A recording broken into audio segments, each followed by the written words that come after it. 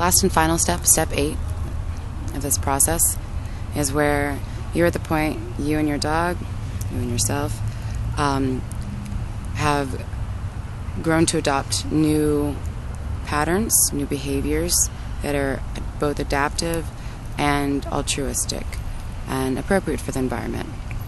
And you now are faced with another question. You started out the question of, are you ready to adopt, this dog? Are you ready to take in the side of yourself that you have kind of left out in the front porch for a good part of your life? So yeah, I must ask yourself, are you ready to claim and take responsibility for the other humans in the group? Are you claimed yourself, but are you ready to say, you are also my pack?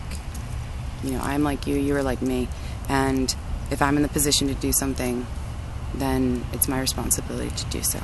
So this is the step where you ask yourself whether you're ready to be the pack leader of the group. And there are many pack leaders, and every one of them are needed because there's all kinds of different roles to be played, but there's also many young pups that either are too young to be a leader or are not balanced or clear-minded enough yet to be able to play that role, but you'll be able to help them do so. So, ask yourself, are you ready to step up to that challenge? And what does that role mean for you? You've learned a whole lot about yourself and, this animal side of you, your subjective side. You've incorporated it, you've balanced it, you've repatterned your neural activity to be adaptive and successful. And so for all the things that you suffered through,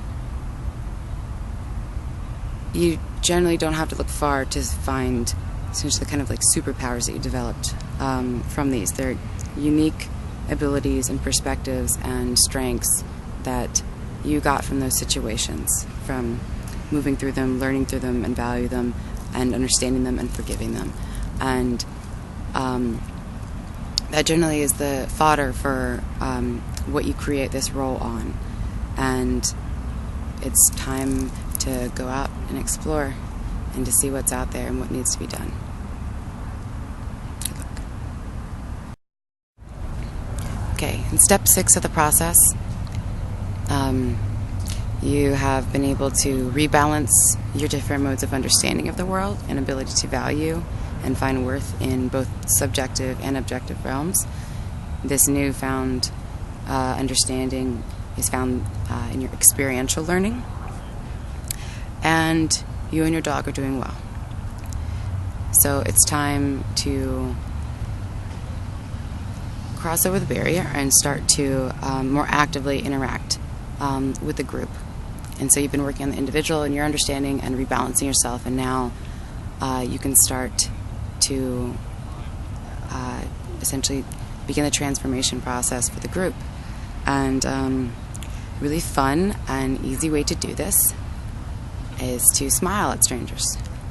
And not only is it free and easy and makes your body feel better, release good chemicals, but you end up getting the kind of feeling that wherever you go, you have friends and family, and you start to view the people around you not as others and outsiders and them, but as someone who's happy to see you.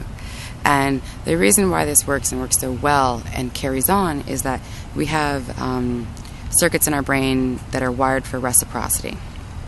And funny as it seems, but a smile is a small gift. It's a gift of friendliness, of welcoming, of acknowledgement, and just it's a small little energy resource that you did. Hello, how are you? I'm amazed these days at how many people smile at me. I don't even mean to do it, but I started training myself to do that, and it's become my natural state now. And wherever I go, I find that people are smiling back at me, and I didn't even realize that I'd already kind of initiated it. So every person you smile at, you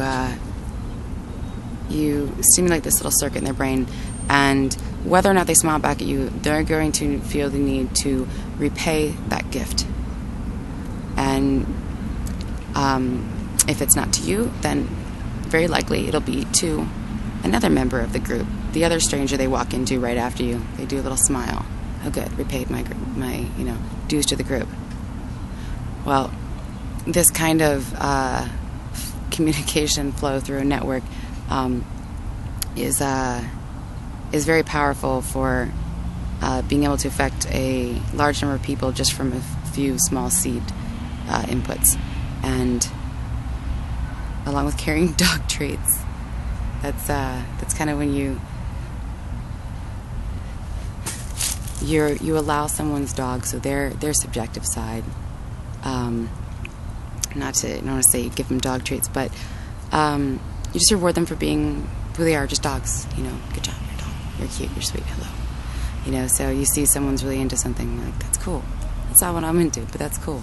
And kind of, that'd be actually really neat to be good at, or to like, or to be, involved in.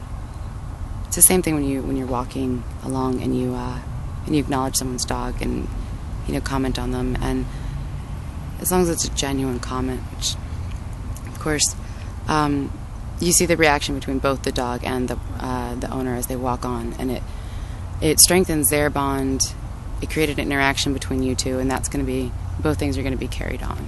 So when you carry smiles and dog treats, you help recondition the group by doing a group level subjective valuing of other individuals, and slightly lowering the stress level, because if they're your friends, family, or if they're smiling at you, they must not be threatening. And so that helps them to be able to come to a point of clarity where they're also able to do something about their situation if they'd like to.